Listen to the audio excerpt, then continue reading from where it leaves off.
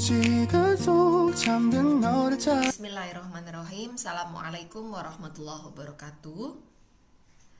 Selamat pagi semuanya. Bertemu lagi dengan Bu Arianti dengan materi persamaan dasar akuntansi. Sebelumnya kita sudah belajar tentang akuntansi sebagai sistem informasi. Selanjutnya kita akan belajar tentang persamaan dasar akuntansi. Ada beberapa unsur dalam persamaan dasar akuntansi. Yang pertama yakni harta. Kita kemarin juga sudah membahas harta itu bentuknya macam-macam ya. Oke. Harta itu bentuknya macam-macam seperti kas alias uang tunai, piutang, peralatan, perlengkapan, dan juga uang muka. Sedangkan hutang itu adalah kewajiban yang harus dibayar. Ingat ya, harus dibayar. Jadi jangan pura-pura lupa kalau punya hutang. Harus dibayar dan dilunasi sesuai waktu yang ditentukan. Yang ketiga adalah modal. Modal ini adalah investasi dari pemilik atau hak milik atas kekayaan perusahaan. Ada istilah lain ya dalam akuntansi. Jadi kalau kita ngomongkan aktiva itu disebut harta atau bisa juga disebut aset. Dalam bahasa Inggrisnya asset. Nah, kalau ada orang ngomong bilang hartaku sekian, aktivaku sekian, maknanya sama. Yang dimaksud itu adalah harta atau kekayaan ya. Sedangkan utang itu bisa disebut juga kewajiban atau liabilitas. Kalau dalam bahasa Inggris disebut liabilities. Jangan bingung ya. Jadi kalau ada orang yang nyebut utangnya sebagai kewajiban atau sebagai liability atau liabilitas, yang dimaksud itu adalah hutang. Yang ketiga yakni modal atau disebut dengan ekuitas. Kalau bahasa Inggris namanya equity. Aktiva ini harta, sedangkan hutang dan modal ini disebut dengan pasiva. Baik, kita lanjutkan. Yang namanya akuntansi yang sekarang kita pakai itu menggunakan prinsip berpasangan. Berpasangan, ada kanan, ada kiri, ada hidup, ada mati. Jadi keduanya harus seimbang karena berpasangan. Kita lihat bagaimana makna berpasangan itu sebenarnya. Nah, yang dimaksud dengan berpasangan adalah ini. Aktiva itu sama dengan pasiva. Aktiva itu harta, sedangkan pasiva itu dua, utang ditambah modal. Diingat-ingat ya, aktiva sama dengan pasiva. Atau dalam bahasa lainnya, harta itu sama dengan utang ditambah modal. Nah, kalau saya pengen tahu nilai utang saya berapa, Bu? Ya ini, harta dikurangi modal. Tinggal bolak-balik aja. Intinya adalah ini. Kalau modal, ya harta dikurangi utang. Baik, kita langsung menuju contoh ya. Ini adalah contoh yang Bu Arianti ilustrasikan. Misal, Bu Yanti mendirikan catering yang diberi nama Catering Batavia. Berikut adalah transaksi yang terjadi selama bulan Juni 2021. Ini tanggal ya, bukan nomor urut. Jadi tanggal 1, Bu Yanti menyetorkan uangnya pada perusahaan sebesar 100 juta sebagai modal awal. Yang tanggal 2, perusahaan itu pinjam uang ke bank sebesar 30 juta. Pada tanggal 3, perusahaan ini membeli peralatan catering sebesar 75 juta secara tunai. Tanggal 4, Bu Yanti mengambil uang sebesar 10 juta untuk keperluan pribadi. Dan yang terakhir, tanggal 5, Catering Batavia ini membeli bahan perlengkapan kue, karena kan perusahaan catering ya, sebesar 8 juta secara kredit di toko Sumber Baru. Kita bahas langsung ya.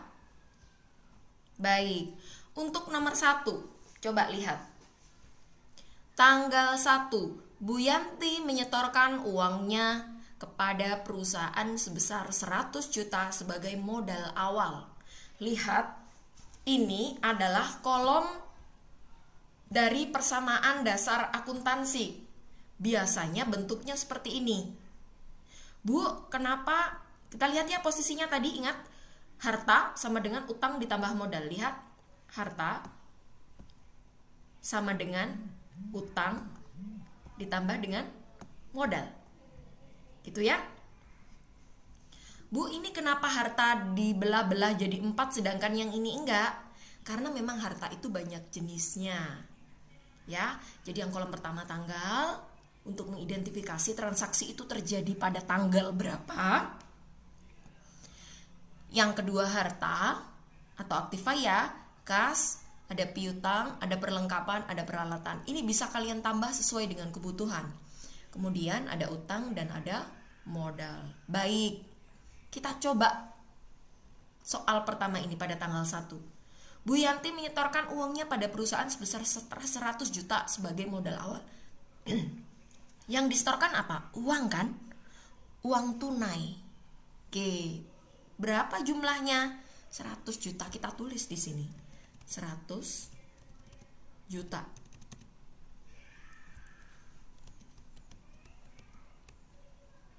Oke, uang tunai kan ya, sebagai modal awal. Jadi kata kuncinya uangnya ini uang tunai, modal ya. Sehingga ditulis di kas 100 juta, di modal 100 juta juga. Bu, kenapa nyetetnya harus di 2 tempat? Karena ingat tadi, sistem akuntansi yang kita pakai adalah sistem berpasangan ya. Aktiva, pasiva, harta atau utang dan modal. Lihat ini. Sehingga dari transaksi tanggal 1, hartanya berapa? 100 juta ini. Ya. Utangnya berapa? 0, nggak ada. Karena itu tadi asalnya bukan dari uang utang. Oke. Modalnya berapa? 100 juta. Lihat, di sini 100 juta, di sini 100 juta. Sama kan? Balance ya. Itu intinya. Yang berikutnya adalah transaksi yang terjadi pada tanggal 2. Perusahaan meminjam uang ke bank sebesar 30 juta. Oke, kira-kira gimana kalau kita pinjam uang ke bank, dapat uang kan? Dapat uang tunai kan? Maka di sini kita tulis 30 juta. Oke. Dapat dari mana tadi uangnya, uang tunainya? Meminjam ke bank. Berarti kita tulis utangnya 30 juta. Gitu ya. Ingat, harta sama dengan utang ditambah modal. Berpasangan. Sehingga jumlah uang kasnya awalnya kan 100 juta. Ditambah 30 jadi berapa? Jadi 130 juta. Tidak ada transaksi untuk piutang, perlengkapan juga tidak ada, peralatan tidak ada. Nah, utangnya jumlahnya 30 juta. Modalnya tetap tidak ada perubahan. Sehingga sekarang posisinya adalah hartanya untuk kas jadi 130 juta ini. Utangnya jadi 30 juta. Modalnya 100 juta. Di sini 130 sama dengan, kalau dijumlah ini juga 130. Seimbang ya. Baik. Sekarang kita lanjutkan ke transaksi pada tanggal 3 Juni. Oke. Pada tanggal 3 Juni dibeli peralatan catering sebesar 75 juta secara tunai. Dibeli peralatan catering sebesar 75 juta secara tunai. Oke. Ini yang tadi ya. Tanggal 1, 2 selesai, jumlahnya ini tadi sudah selesai juga. Sekarang kita ke transaksi tanggal 3. Membeli peralatan. Kira-kira uang tunainya, kasnya berkurang apa bertambah kalau kita beli-beli peralatan? Iya, betul sekali. Berkurang karena buat beli peralatan. Kalau dikurangi diberi kurung ya. 75 juta. Oke, gini ya. Lihat ini analisisnya, kasnya berkurang. Beli peralatan tapi piutang tidak ada efek, perlengkapan nggak ada. Nah, ini peralatannya bertambah sebesar 75 juta. Bukan dari hutang, ya. Sehingga untuk jumlah 130 dikurangi 75 berapa, Nak? 130 dikurangi 75 tinggal 55 juta ya. Posisinya uang kas kita, uang tunai perusahaan sekarang tinggal 55 juta. Peralatannya 75 juta. Utangnya tidak ada perubahan, tetap 30 juta. Modalnya 100 juta, tetap tidak ada perubahan. Posisinya sekarang adalah, coba, oke, ini kurang ini. Posisinya sekarang adalah hartanya 55 juta kas, 75 juta peralatan, utangnya 30, modalnya 100. Jadi kalau utang sama modal ini 130, yang ini 55 tambah 75 juga 130. Seimbang ya. Ingat, karena akuntansi menggunakan sistem berpasangan. Sekarang kita bergeser ke soal tanggal 4. Oke. Pada tanggal 4, Bu Yanti mengambil uang sebesar 10 juta untuk keperluan pribadi. Oke. Ini transaksi sebelumnya tanggal 1, 2, 3, dan ini tanggal 4 sekarang kita pakai ya. Mengambil uang, berarti uang kasnya akan berkurang. Jangan lupa kalau dikurangi diberi kurung. Begini, piutang tidak ada, perlengkapan tidak ada, peralatan tidak ada, utang juga tidak ada. Nah, kalau ambil uang untuk keperluan pribadi, padahal uang itu kan awalnya modal untuk perusahaan ya. Sehingga kalau ada pemilik yang mengambil untuk kepentingan pribadi, maka akan mengurangi modal. Jangan lupa dibikin dalam kurung karena dikurangi untuk membedakan ya. Oke, kita tulis keterangannya, ini adalah privé. Privé itu pengambilan modal untuk keperluan pribadi. Oke. Jadi 55 dikurangi 10 berapa? 45 juta.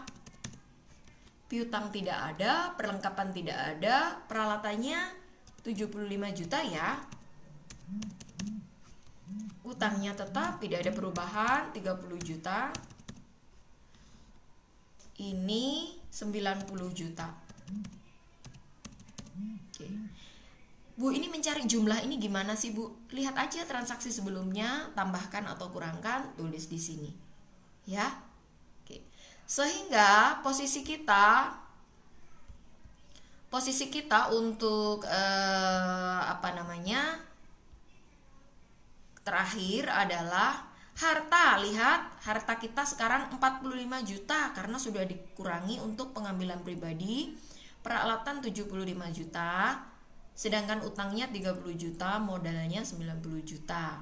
Lihat, 45 ditambah 75, 120. 30 dikurangi 90, 120 juga. Balance ya, seimbang ya antara harta sama dengan utang ditambah modal. Yang terakhir, lihat pada tanggal 5 dibeli bahan perlengkapan kue sebesar 8 juta secara kredit di toko Sumber Baru. Ingat, kata kuncinya adalah perlengkapan. Tapi kredit. Kredit itu artinya hutang, betul sekali. Sehingga transaksi pada tanggal 5 dicatat dengan pakai bayar uang tunai enggak? Enggak, Bu. Kan utang, jadi nggak bayar apa-apa, kita strip. Piutang juga enggak. Yang dibeli apa? Perlengkapan kue. Berarti di sini kita tambahkan 8 juta rupiah. Peralatan, nambah ke peralatan enggak? Enggak. Kredit Karena ini utang ya, berarti di sini ditulis utangnya tambah. Tidak berpengaruh terhadap modal. Oke. Sehingga jumlah akhirnya adalah kasnya tetap tidak ada efek. 45 tambah 0 ya. Tidak ada efek. Ini juga tidak ada transaksi. Nah, ini perlengkapan sekarang jadi 8 juta. Kemudian ini tidak ada transaksi ya, 75 tambah 0 strip, jadi tetap 75 juta. Lihat, utangnya awalnya 30 juta ditambah karena kita utang untuk beli perlengkapan kue tadi, bahan-bahan kue. Jadi ini utangnya sekarang jadi 38 juta. Modalnya tidak ada efek. Oke, nah sehingga posisinya adalah harta kita kas 45 ini, piutang tidak ada, perlengkapan 8 juta, peralatan 75 juta, utang kita sekarang jadi 38 dan modal kita jadi 90 juta. Seimbang ya. Oke. Yang terakhir ini adalah resum. Ini soal yang tadi, mungkin kalian bisa belajar lewat ini nanti. Ini adalah ringkasan semuanya dari transaksi nomor 1, tanggal 1, 2, 3, 4, dan 5. Lihat, 45 ditambah 8 juta ditambah 75, jumlahnya semuanya 128 juta.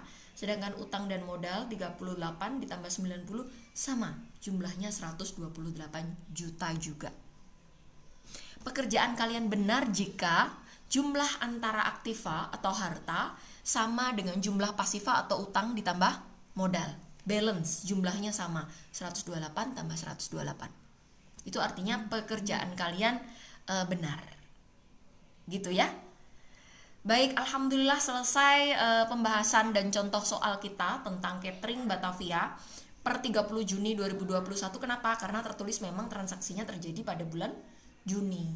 Nah, di akhir Bu Ariyanti akan memberikan latihan soal. Kalian nanti diminta untuk mengerjakan ya, mengerjakan seperti yang saya contohkan tadi.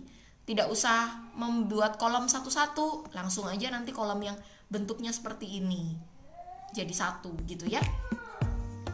Jangan sungkan untuk bertanya, kalau belum paham juga saya sangat terbuka terhadap pertanyaan karena ini materi baru. Sebenarnya ini nggak susah karena cuma tambah-tambahan sama kurang-kurangan aja kan, tapi kalian butuh teliti untuk mengerjakannya. Selamat belajar anak-anak, terima kasih. Wassalamualaikum warahmatullahi wabarakatuh. 이젠 돌아가 너라는 집으로 지금 다시 way back home